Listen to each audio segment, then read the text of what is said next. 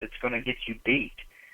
Carter, as far as the three quarterbacks go, I think it's probably a foregone conclusion in a lot of people's minds that Justin Worley's going to be the guy. But what are your thoughts on Nathan Peterman? God, why can't I say his name? Nathan Peterman and his prospects of passing Josh Dobbs for the backup role. Well, everybody can improve from last year, and to be honest, we only saw Peterman play in one game, and yeah, it looked terrible against Florida, but you throw someone like that in an environment, I mean, you can't always expect the results to be great. But it doesn't surprise me as much as you would think. I think Josh Dobbs is a good quarterback. Peterman, I mean, it's just not surprising that he might jump Josh Dobbs. He's a little bit older. He's got a little more time in the program. I know that Dobbs has probably got more experience, but, you know, Peterman's a redshirt sophomore, so he's been there a while. And, I mean, hey, if Peterman comes out and beats the starter this year, as long as he can win games for us, I don't care. Yeah, at this point, I don't think it really matters. 855-403-9071. Give us a call. Tell us what you think. I know there's got to be at least a half a person out there listening. Maybe somebody's dog could call in and give their opinion on what's going on with this team. We listened together last night to the Butch Jones presser after the scrimmage, Carter, and I'm going to touch on a few things that he said, and you can talk a little bit about some of the things you heard that you felt were important. Y'all definitely got listeners. I'm seeing at least 20 on right now. Well, come on, listeners, 855-403-9071. Don't be scared. Give us a call. We want to hear what you think. Nobody cares what we think at this point. We want to hear what the common fan thinks. Coach Jones this weekend, he talked about how the team has grown up and matured a little bit. He liked their approach and their mindset to the scrimmage, practicing in Neyland Stadium. I don't know what his comment about 102.455 or whatever it is had to do with anything, but he brought that up. No one was allowed into the scrimmage. The media wasn't allowed until after it was over. So maybe he has a better imagination than we thought.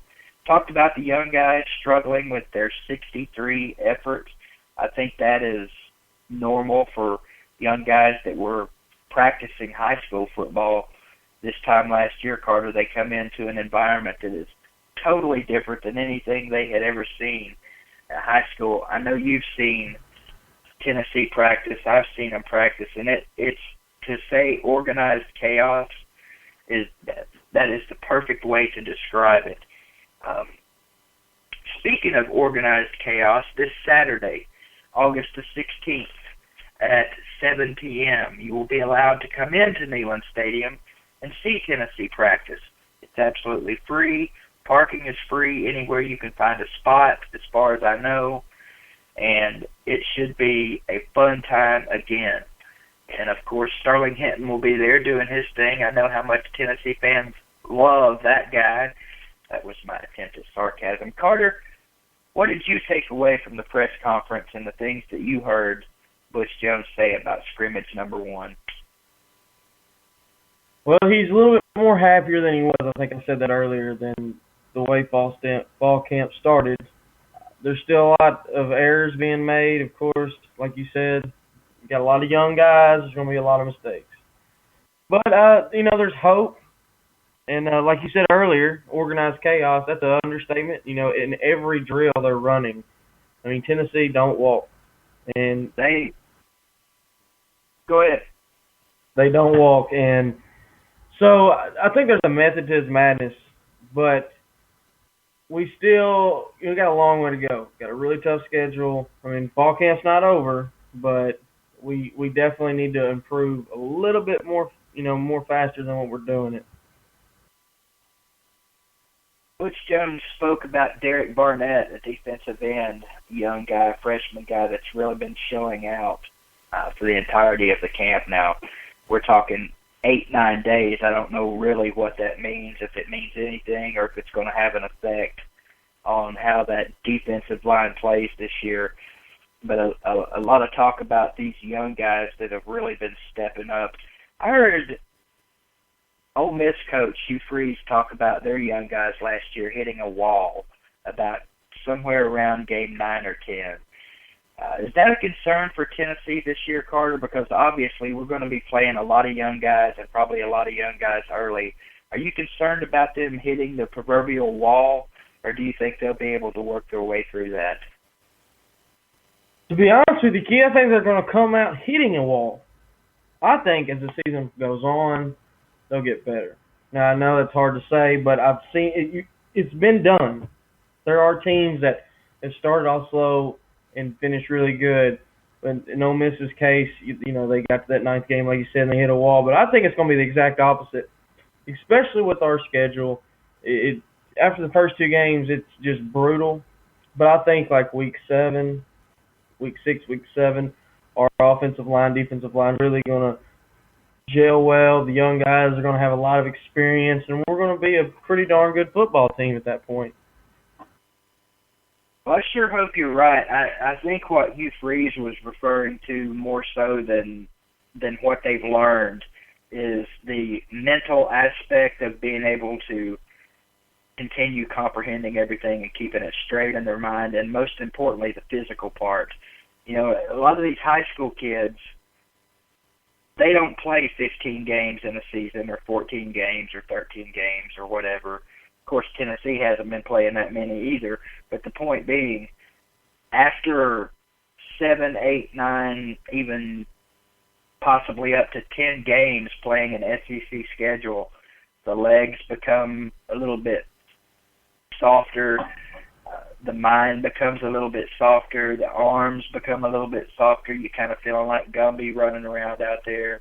Hopefully they'll be able to battle through that. I know it's a natural progression for kids as they do that, and it's just part of the game, but we're going to depend on those kids to, when they get to that wall, to bust through it. I want to talk just briefly about Oklahoma. Now, there's been a lot of talk from other fans, and I know Oklahoma's our 3rd game of the season, and that shouldn't even be coming out of our mouths right now. And I get that. I get all of that. What I want to discuss is everybody that I've heard says that we're going to get our heads knocked off when we go to Oklahoma. And that's a reasonable thought. They're loaded, they're experienced, they're veterans. We're not. So naturally, when you go on the road to a hostile environment like Norman, Oklahoma, you just think it's going to be Oregon all over.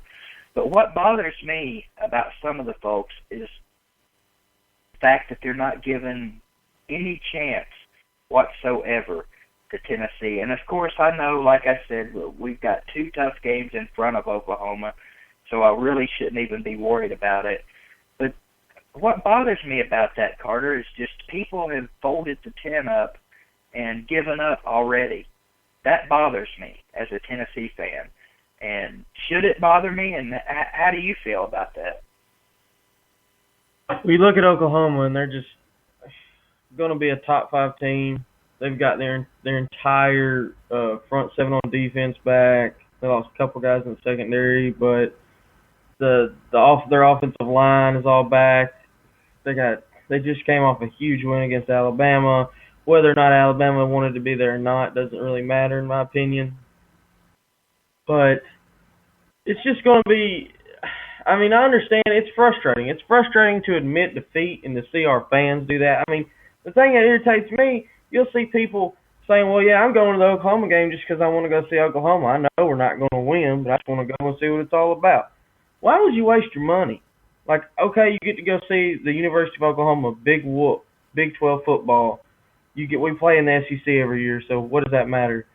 But, yeah, it's frustrating. Tennessee doesn't take the backseat to nobody, and that's the truth. And I know we're not where we used to be or where we need to be, but I really will never accept defeat totally to any team. I know that our chances are slim against Oklahoma, but there's always a chance any given Saturday. Well, you said it, any given Saturday, and my point here is not even, I've joked around with everybody saying that we're going to kick Oklahoma's butt. And even the Oklahoma fans, I've told them, get ready for it. We're going to come out there and shock the world and kick your butt. And I've actually been laughed at by Tennessee fans for saying things like that. Like, you've got to be out of your damn mind, boy.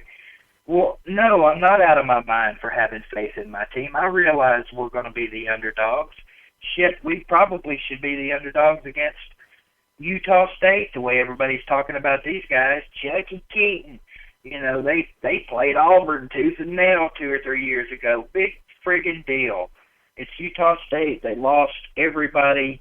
They returned, 7 starters? I'm never going to bow down to a shit team like that, especially before the season even starts. And I apologize for bringing Oklahoma up 5 weeks before we even go out there, 6 weeks or whatever it is. But that's something that's just been kind of weighing on my mind a little bit here lately.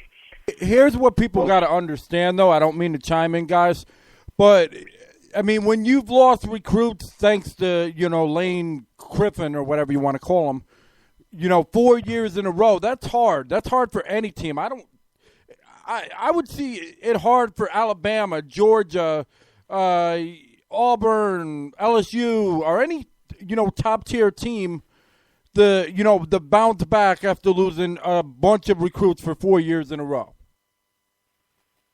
I agree, Ray.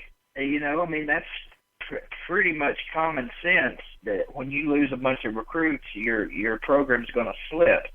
And Derek Dooley, people can say what they want about Lane Kiffin. The one class that he brought in here, which was ranked as the number 1 class that year, was probably the biggest bust of any class that I've ever seen in my lifetime. But, we have a caller. Hey, what's up? This is Unc. What's up, Unc?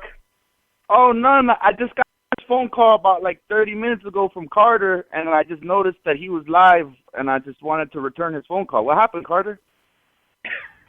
I must have pocket called you, Unc. I'm sorry. Oh, all right, man. I hate to interrupt your guys' show, man. I was just calling to see what Carter wanted. All right, man. Y'all continue, man. Have some of your buddies down there call us, Unc. We need some callers. We need somebody. Hey, you know what? That's what I'm gonna try to do. I'm gonna get some phone. I'm gonna see what I could do with. How long y'all boys gonna be on? We'll be on for at least another 30 minutes. All right, I'm gonna see if I can get some people to call y'all right now. We're not big time like Cane Shades yet and Bulldog World Order. We can't come on here and talk for 3 hours like the big guys yet, but we're working on it, man. We're working on it. Oh, no, man. Hey, man, y'all doing an excellent job, man. I actually like listening to you guys. Hey, I always tell you, BBD, you're always my number 1 fan, man. Yeah, to the gates of hell, brother. To the gates of hell, right? Okay, I'm going to see what I could do. I'm going to holler back. All right, man. All right. Their boy from Cage Shades, of course. No complaints with those guys. Is that another caller or the end of his? End of his. Okay. No complaints with the guys at Cane Shades, but one of us has a complaint about the other guys over at the other show. That'd be Uncle Lou and Magnum. Carter, this is where I turn the show over to you and allow you to say what's on your mind, my friend. Hold on one second, BVD. That was funny as heck impression of Uncle Lou. I'm sorry. All right, well, first of all, let me just say, congrats to the Bulldog World Order. Their show's doing really well. It looks like, they went on for 3 hours the other day, but Uncle Lou, man, I got to talk to you, brother. Listen to me, man. You talked about Tennessee in your show, and look, I don't care if you talk about Tennessee. I really don't. I expect you to. You're a Georgia fan. I expect you to talk crap about my team as I'm going to talk about your team. But be factual, okay? When you're talking about Tennessee, don't pull, know what you're saying, okay? That's why we're on here. You said that, and a lot of people butcher Butch Jones' name. They call him Butch Davis. That's fine. But you said Butch Jones, and you're talking about how bad of a coach he was. Said, yeah, look what he did at North Carolina. That really worked out. That's totally 2 different people. Okay, you're talking about Butch Davis coaching at Miami and North Carolina. You got the the wrong guy. I wouldn't have cared if you got the name wrong because, hell, everybody else